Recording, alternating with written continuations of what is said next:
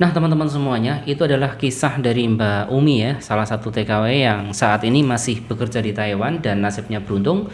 Dia kembali menjadi resmi setelah kabur 1 minggu. Jadi, cerita yang beliau ceritakan adalah pertama, dia itu bekerja menjaga seorang nenek yang sudah lumpuh total, sudah apapun nggak bisa, sehingga pekerjaan kita memang berat ya, naik turun ranjang, kemudian ke kursi roda, menyuruh. Nah, itu kalau kita sering stres dan tidak ada hiburan, maka yang ada adalah jenuh. Setelah perasaan jenuh itu ada, maka rasa-rasa ingin kabur, apalagi di Taiwan ada teman, ada ini yang apalagi temannya ada salah satu yang kaburan, itu membuat kita untuk kabur itu tinggi sekali jiwanya. Aku nggak nyaman di majikan ini, aku ingin kabur. Padahal majikannya Mbak Umi ini juga baik sekali gitu sama dia. Walaupun Mbak Umi kerjanya berat, majikannya juga perhatian. Akhirnya dialah mencoba kabur dari majikannya. Nah, baru 1 minggu dia kabur, ternyata menurut dia kabur itu berat sekali ya, berat sekali, dan akhirnya dia nggak sanggup. Jadi lebih enak menjaga si nenek yang lumpuh total daripada menjadi kaburan dan bekerja di luar bersama sang kekasih. Dan akhirnya 1 minggu dia menghubungilah agensinya. Beruntung banget ya Mbak ini untuk pelajaran kita semuanya, karena tidak semua agensi itu seperti ini. Dia menghubungi agensi ingin kembali ke majikan, dan agensi welcome, membantu, majikan juga welcome ya, walaupun majikan cowoknya sempat marah. Ini beruntung banget dan ini pelajaran bagi kita, karena tidak semua agensi itu seperti agensinya Mbak Uni, dan tidak semua majikan seperti majikannya Mbak Umi ini ya. Jadi dia menghubungi agensi, kemudian dia diantarkan lagi ke majikan. Pertama kali dia bertemu dengan majikan perempuan. Nah, majikan perempuan inilah yang super baik ya.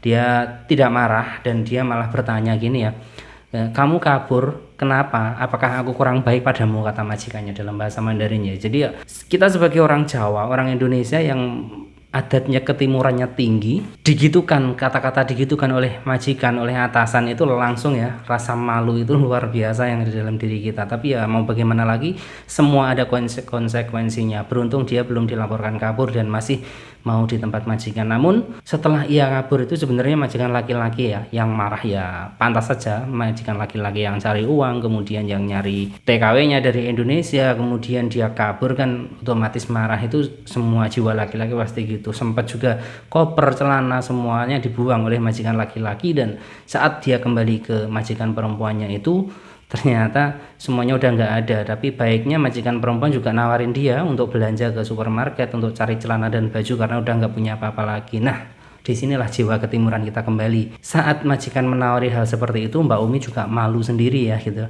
Dia udah kabur, udah nggak baik sama majikan, kemudian kembali lagi, masa mau gitu. Jadi dia malu, akhirnya nggak mau. Dia juga dibebasin bermain HP sebenarnya di sana. Jadi ya ini semuanya jadi pelajaran bagi kita ya, bahwasanya ketika kita merasa tertekan, nggak nyaman, bekerja di suatu tempat, itu jangan langsung diambil keputusan saya nggak betah di sini langsung kabur.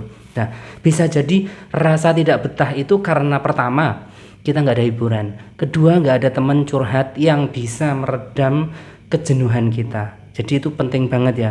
Kemudian ketiga, kita nggak pernah mengetahui kisah-kisah orang lain. Jadi kita merasa aku tuh udah yang paling berat. Untuk teman-teman semuanya yang ada di Taiwan itu, pertama ya, kalian kerja bersama pasien, untuk yang terutama pasiennya yang lumpuh, yang kita 24 jam bersamanya, rasa jenuh itu pasti ada. So jangan lupa untuk cari hiburan, tapi jangan berlebihan.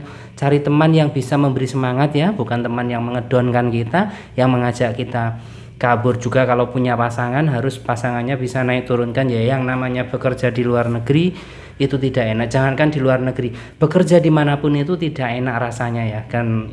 Rasa tidak enak itu kalau kita turutin akan semakin membesar, membuat gejolak hati kita membesar, dan akhirnya kita berontak, bisa juga kita putus kontrak, kabur dan lain sebagainya itu ya. Tapi kalau kita terima begini, oh saya tuh masih bekerja, saya harus kuat, tidak ada yang tidak enak, saya harus kuat, saya harus kuat. Kalau kita yakinkan diri kita seperti itu dengan mencari orang lain untuk menyemangati kita, insya Allah ya kita akan kuat gitu loh. Jadi ketidaknyamanan itu akan hilang, rasa berat itu juga akan hilang, dan lambat laun kita akan terbiasa dengan kondisi seperti itu, dan kita akan enjoy dengan pekerjaan kita. Nah, semoga pelajaran atau apa yang dialami Mbak Umi ini bisa menjadi pelajaran bagi kita semuanya yang saat ini sedang merasa jenuh, merasa tertekan, merasa pekerjaannya berat, merasa ini dan ini.